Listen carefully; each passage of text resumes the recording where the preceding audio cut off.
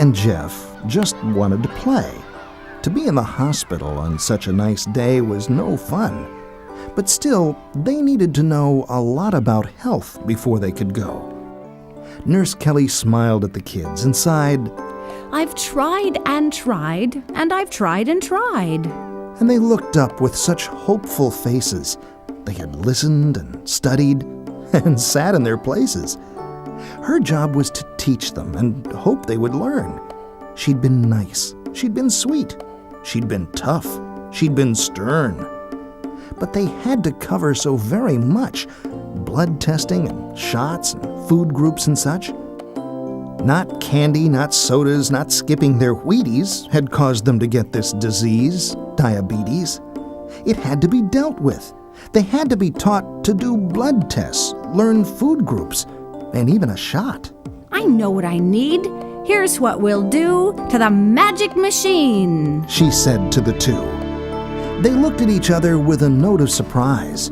Was she mad? Was she smart? Was she nuts? Was she wise? They followed her closely, both holding her hand, to a door that said, "This way to Fantasyland." We're going on a trip. We'll have a great time. You'll learn quite a lot in this capsule of mine. Don't be scared, Kelly said. Don't ever fear. For my dears, I'll go with you. Oh yes, I am here. We'll all just jump in, and off we will go on a wonderful ride. Yes, your parents will know. Oh, what an adventure. Soon you will see things that go on inside you and me. Now that you're tucked, all safe inside, we're ready to go on our magic ride. Just flip the switch and watch us all shrink very, very, very small. Who will flip the switch? Jeff asked. I will. And soon they looked just like a pill. The next thing they knew, to their dismay, they were on Mr. Foozbah's dinner tray. Oh dear, said Julie. This is crude. He's going to eat us with his food. My pills, Foozbah said. I'll get them down. And with a great big gulp and a grumpy frown, he put the pills in his large mouth. And soon the group was traveling south. With tea and peas and mashed potatoes, lettuce, beef, and red tomatoes, the magic capsule flew along. Kelly yelled, Whee! And hummed a song. They landed with a plop in goo. Where are we now? What shall we do? We're in his stomach and will soon be churning. He ate so much, it's probably burning. But just hang on and you will see it's really not a big mystery. Sugar from this food will be feeding him for energy. Now we're headed to an opening. Ah, yes, said Kelly. I was hoping to show you and answer all your questions while moving on to the intestines. You see, the food on Foozbah's plate went to his stomach when he ate. The juices turned it to a goo made of sugar. Yours does too. It's rough and lumpy, bumpy here. The capsule caught on a mound where they watched the sugar swirl all around and go in the lumps with quite a sound. Then Kelly said, Now here's a question. What's happening now in Foozbah's digestion? We'll follow the sugar to see where it goes into the blood from his brains to his toes. So into the lump the capsule flew. With sugar and fat and other stuff too. Awesome, said Jeff. We're in a red flood. But Julie said, Silly, it's only his blood. They floated on and under a trestle, which Kelly said was another blood vessel. This blood, it holds so many things. Round shapes, and sugar, and little white wings. What's all this stuff? What does it do? Well, said Kelly, it makes you. This funny shape is called a cell. Cells work together to keep you well. Now see the sugar? There's a bunch, 'cause Foozbah ate a great big lunch. The cells you see are hungry. They need that sugar for energy. I still don't get it. Julie cried. How does that sugar get inside? She asked again. How's it get in? And Kelly said, With insulin. Now hold on tight, we'll get in gear. I just wish I knew how to steer. The pancreas, as you will see, is an insulin factory. What's insulin? Where is it made? They were both full of questions and wanted to stay. Well, the pancreas is a body part. It's inside you, like your brain or heart. See the insulin being made to feed the cells. That is the way they get their food. And now watch that. When he eats too much, his cells get fat. Now believe me, you did nothing wrong to cause diabetes to come along. In your case, I'd need to say your bodies aren't working in quite this way.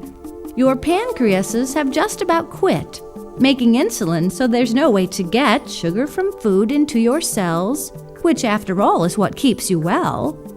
What I'm trying so hard to say is you need to take insulin every day and do other things, sometimes a lot, like get your insulin in a shot.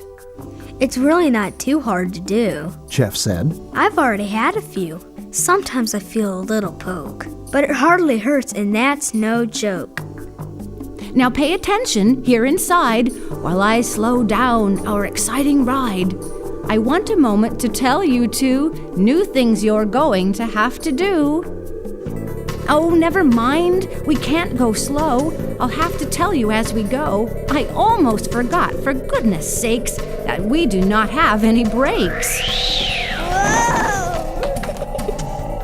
What else? Asked Julie as they flew, looking around at everything new. The capsule kept going, moving quite fast, and Jeff shouted, Wow, this is a blast! You'll have to watch the foods you eat. Right foods, right times, not many sweets. And test your blood at times with care so we can tell how much sugar's there. You'll also have to test your pee because we are going to have to see if ketones are there. It's important to do each morning and if you have the flu. Ketones are a nasty stuff. They build up fast, make you throw up. But most of the time, they won't be there. And if they're not, you don't have to care. Okay, kids, we have to hustle. I want to show you Foozbah's muscle. Muscle cells are busy working. Not one of those little guys is shirking. Insulin hooks right onto the cell and opens it up. It works very well. The sugar travels right inside. The cells can eat. Kelly said with pride. Foozbah's walking, catching a ball, touching his toes, and stretching and all. Muscle cells need sugar to do their task. Insulin helps them get it fast. When you take your insulin in a shot, what happens is that your body may not have the right amount, maybe more or less. So you're kind of stuck, I do confess. So working muscles make blood sugar fall because muscle cells are using it all. What you must do, if you are wise, is eat a snack when you exercise. Enough of that now. We'll learn more tomorrow. Our trip now must end. She said with sorrow. Do I make sense? Do you understand? Are you learning at all in Foozbah-Land?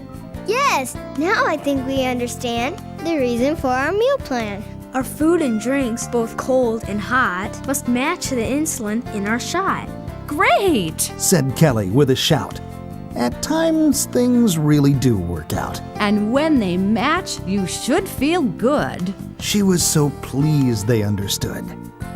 Well, kids, this has been a blast. You knew, though, that it wouldn't last.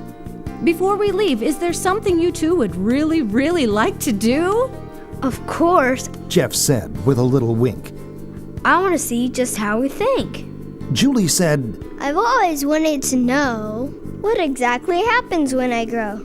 I might have guessed. Nurse Kelly sighed. Those are different magic rides. We must come back and go those ways on some other magic days. Let's flip the switch and here we go. Feel like we're going a little slow? They were back in the classroom now, they learned, surprised how fast they had returned. They blinked and then looked all around. For a second, no one made a sound. Could the magic ride have really been? Jeff thought. But now I know about insulin.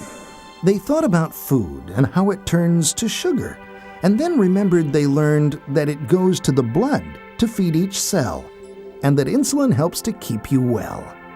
I understand now about shots and why I'm going to have to always try to eat right and test and exercise too, so I can be healthy my whole life through.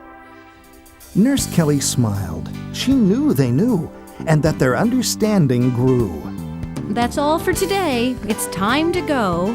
Good job. Nice work. You're great, you know.